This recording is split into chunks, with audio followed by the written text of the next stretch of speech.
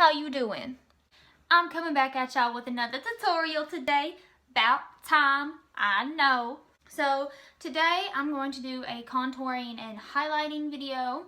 And this is just going to be how I prefer to contour and highlight. I know everybody's different, but like if you like to see how I contour and highlight this face, then keep on watching. So I already have all of my makeup on besides my contour and highlighter, just because like I was looking busted, so I needed to not look so busted, but now I gotta sculpt my face. There are two different options when it comes to contouring and highlighting. You can use powder or you can use cream. I prefer powder. I have cream, but it doesn't give me the sculpting that I like, and of course I can layer a powder contour on top of it, but that just feels like a lot, and I'm not doing that. Number one rule when using a contour shade, I like cool tone contours because warm tone will make you just look muddy. So I prefer the cooler toned bronzer type thing, or you can get a powder that's darker than you and make sure it's a cool tone one.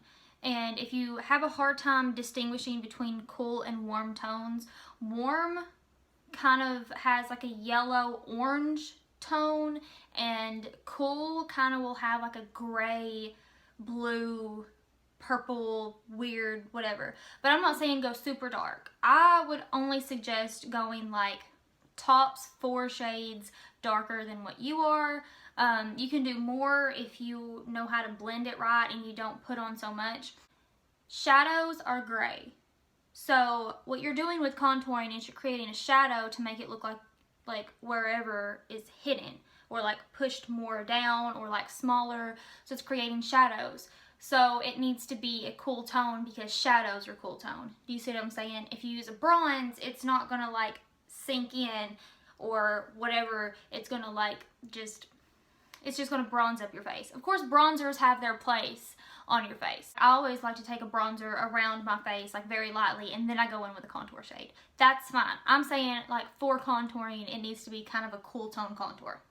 Okay, enough science. I'll just show you. My all-time favorite contouring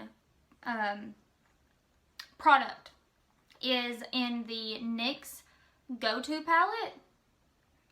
They have two Go-To palettes, I think. This one is the one with like the rose gold-y shadows in it. I've already used all of the blush and highlighter.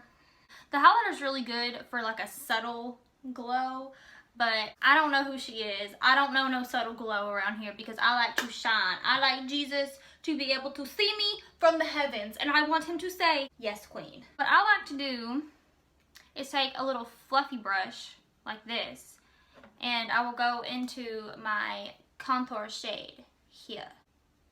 And just a little bit on the brush. Just dab it in there. And I will just ever so slightly add it to my cheekbones.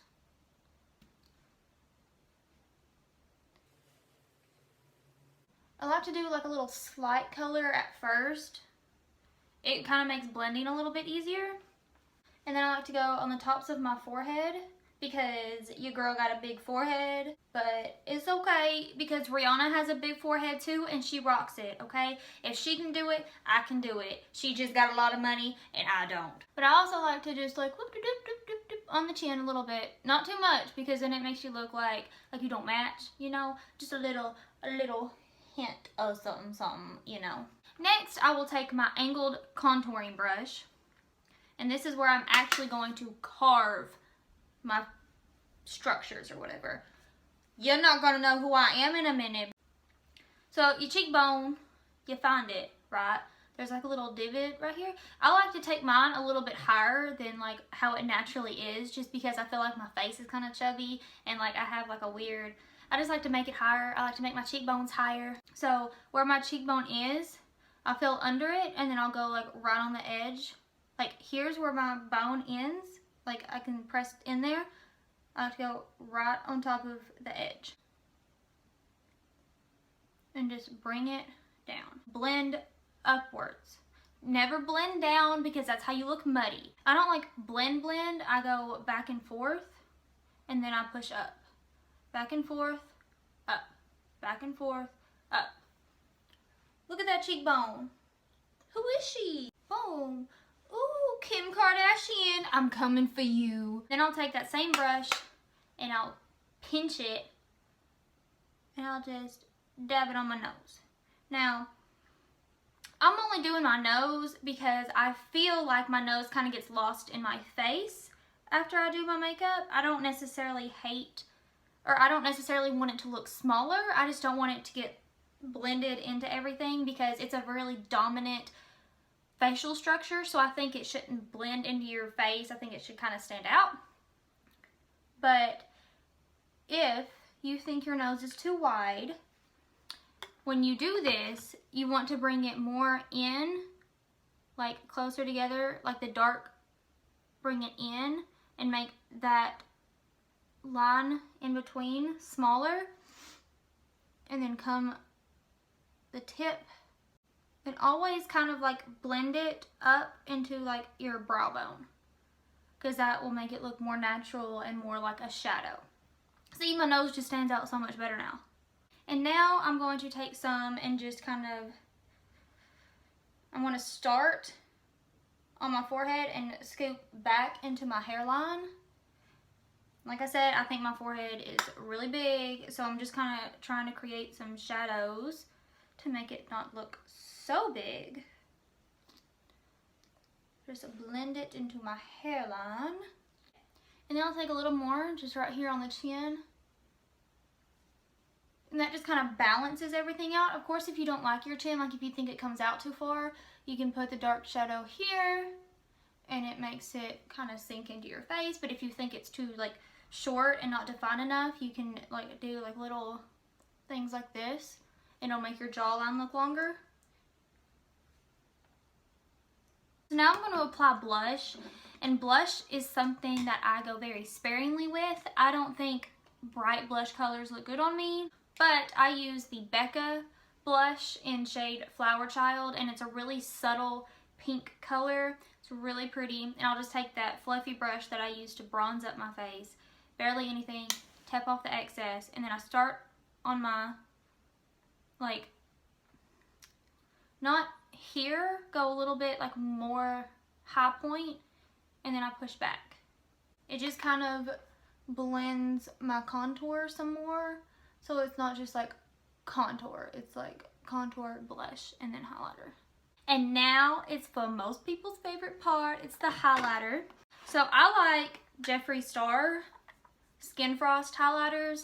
Another good highlighter is the Becca highlighters. Those are really, really good. Or you can get drugstore highlighters. I've heard the Wet n Wild one is really good. I haven't necessarily tried it just because I bought this.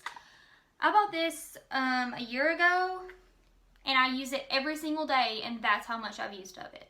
Like, they're like 30 bucks or something, but honestly, I've had it for a year, and that's how much I've used of it. Come on, so worth my money. I like to take a Morphe B13 brush. I don't know how to describe it. Like, let's compare it to my eyeball. That's how big it is, okay? I'm kind of over fan brushes. I never really liked fan brushes. I just didn't think that they got enough product on my skin. They didn't pick up enough. Like, I don't know. I will take this, swivel it around, tap it, and the highest point of my bone right here, right before like it goes into my eye socket, that's where I add it.